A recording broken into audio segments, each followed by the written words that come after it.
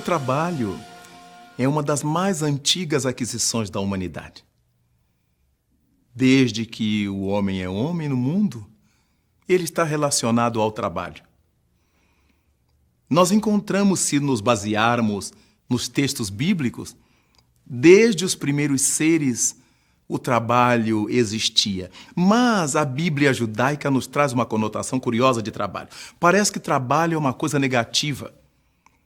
Porque, segundo o texto, o Senhor Elohim determinou que a partir da expulsão do paraíso, Adão e Eva deveriam ganhar a vida com o suor do rosto. E isso foi interpretado como sendo uma coisa negativa, quando determinava o período de amadurecimento do ser humano, quando ele já sairia das mãos de quem os conduzia para viver em plenitude na medida do seu livre-arbítrio.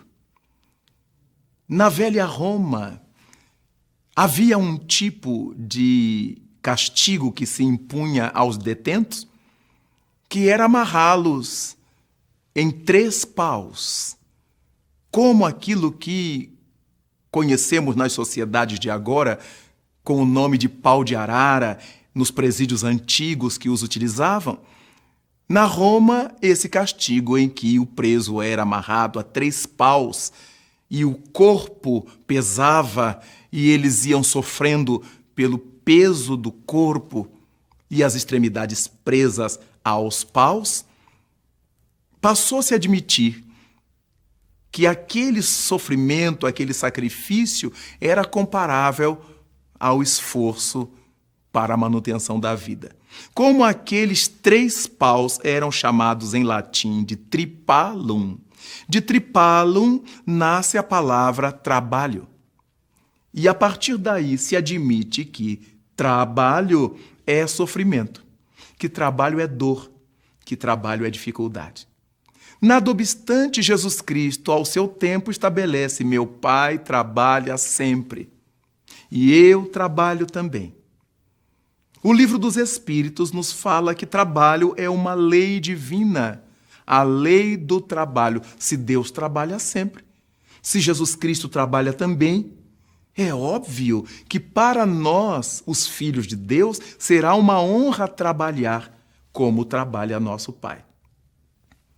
Nada obstante, para que o trabalho flua melhor, para que ele realize coisas mais amplas e profícuas, seria importante que nós nos uníssemos a outras pessoas, distribuir tarefas, distribuir trabalhos, em função das habilidades dessas pessoas. Há criaturas que não conseguem trabalhar em grupo. É do seu temperamento, é da sua psicologia individual trabalhar a sós. Dentre esses que gostam de trabalhar a sós, há aqueles que realizam trabalhos grandiosíssimos a sós, que conseguem inspirações formosas quando trabalham sozinhos. Mas todos podemos admitir que no trabalho cotidiano que nós realizamos seria tão importante se pudéssemos contar com uma equipe. Ainda que fosse pequena a equipe, seria muito bom. Já vemos na estrutura da família o trabalho em equipe, porque muitas vezes a mãe está cuidando dos rebentos em casa, o marido está no trabalho profissional, ganhando seu pão diário. Se a esposa precisa sair também para ganhar o pão diário fora do lar, contrata servidores domésticos para auxiliá-los, a ela e ao marido, nesse trabalho de cuidado da casa e das crianças. Vamos formando uma equipe. Marido, mulher, empregados, todos em função daquele lar, das crianças, dos filhos, dos serviços.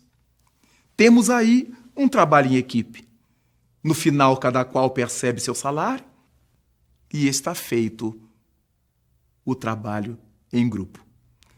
É muito importante, então, que nós pensemos na utilidade de aprendermos a trocar com as pessoas as nossas experiências, trabalhando em equipe. Imaginemos uma emissora de rádio, uma emissora de televisão, Uma única pessoa não daria conta de todo o recado. Então temos os sonoplastas, os figurinistas, os locutores, aqueles que lidam com toda a parafernália eletrônica numa emissora de rádio, os cameramen nas emissoras de televisão e todo o pessoal que forma uma lista enorme de trabalhadores para que as coisas funcionem. Numa escola, os professores, os diretores, os inspetores de aluno, os serventes, para facilitarem a realização daquele mistério. Então, começamos a entender como é útil trabalhar em equipe. Muitas vezes, como é indispensável trabalhar em equipe. Mas é importantíssimo que nesse trabalho em equipe aprendamos a nos entender, a nos respeitar, respeitar os limites e as possibilidades uns dos outros, para que o nosso trabalho realize aquilo para o que veio.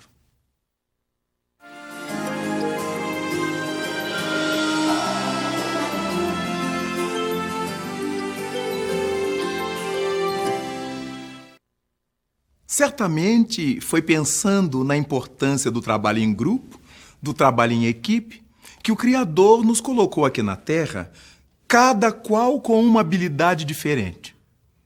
É certo que às vezes encontramos indivíduos que fazem muitas coisas, que são carpinteiros, eletricistas, bombeiros, pedreiros, eles próprios, mas é muito raro.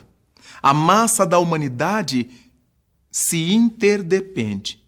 Cada um indivíduo depende do trabalho que o outro sabe fazer. Nós temos o padeiro, o açougueiro, o alfaiate, o médico, o advogado, o engenheiro, numa mesma sociedade. Querendo dizer que nós não conseguimos viver em sociedade se aquilo de que necessitamos não puder chegar até nós pelas mãos dos seus respectivos lidadores, dos seus profissionais. Este é um trabalho em equipe.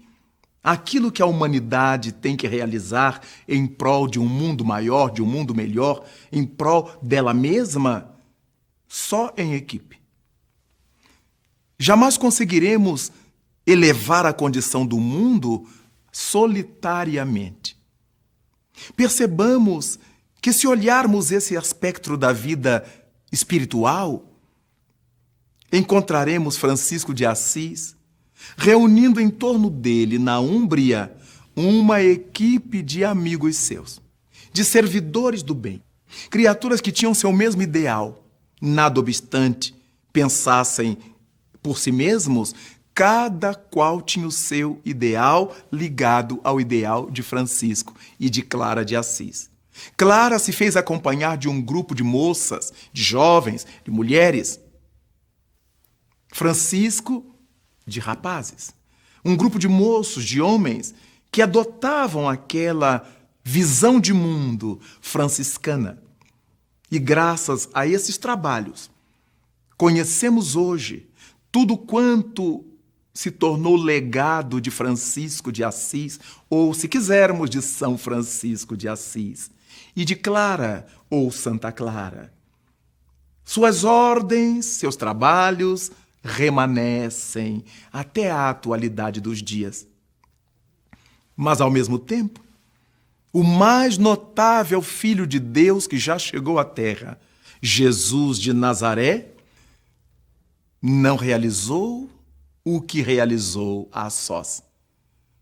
Se cercou de 12 homens, de 12 criaturas, que poderiam espalhar a proposta, a mensagem que ele veio trazer da parte do nosso Pai Celestial, demonstrando que ele valorizava o trabalho em equipe.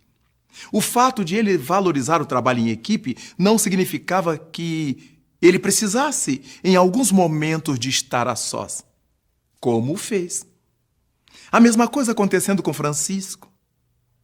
A mesma coisa com Antônio de Pádua. Então nós começamos a perceber que Teresa de Ávila, uma das mais notáveis místicas da Europa, tinha sua equipe de trabalho. Então, desde há muito tempo, as pessoas antenadas com a espiritualidade, realizaram seus mistérios com sua equipe. Mas, repitamos, havia momentos em que Jesus Cristo precisava estar a sós. Havia momentos em que Francisco precisava estar a sós e Teresa de Ávila também. O fato de trabalharmos em equipe não nos tira a privacidade do nosso momento pessoal, individual e solitário. Há momentos em que eu quero pensar alguma coisa por mim mesmo para depois levar a equipe. Nenhum problema. Mas eu quero levar a equipe para que ela discuta comigo, analise comigo, avalie e verifique junto a mim se aquilo que eu pensei, se aquilo que eu levei é plausível ou não. Quando nós pensamos no bem da humanidade, quando nos referimos ao progresso do mundo e dizemos que graças ao país tal ou ao país qual, ao presidente X ou ao presidente Y, é que o mundo está em guerra, é que o mundo está a matroca, é que o mundo está passando fome, isto, aquilo, estamos com esse discurso estabelecendo que a paz do mundo não pode partir de uma criatura só. Tem que partir dos governos do mundo. Precisa partir dos cidadãos do mundo. Nós todos reunidos nessa marcha pelo bem-estar do nosso planeta. Daí, quando pai, mãe, professores, dialogando com suas crianças ou com seus jovens, vão lhes mostrando o valor de cuidar da natureza, dos animais, das florestas, das plantas, dos mananciais, este é um trabalho em equipe. Estamos atendendo aos propósitos da divindade, para que mais hoje, mais amanhã, o nosso planeta brilhe. Porque, mais dia menos dia, todos nós seremos anjos. E os anjos, os doces espíritos do Senhor, trabalham em equipe. Por isto, vale a pena estruturar-nos numa equipe, para aprender com ela a servir melhor.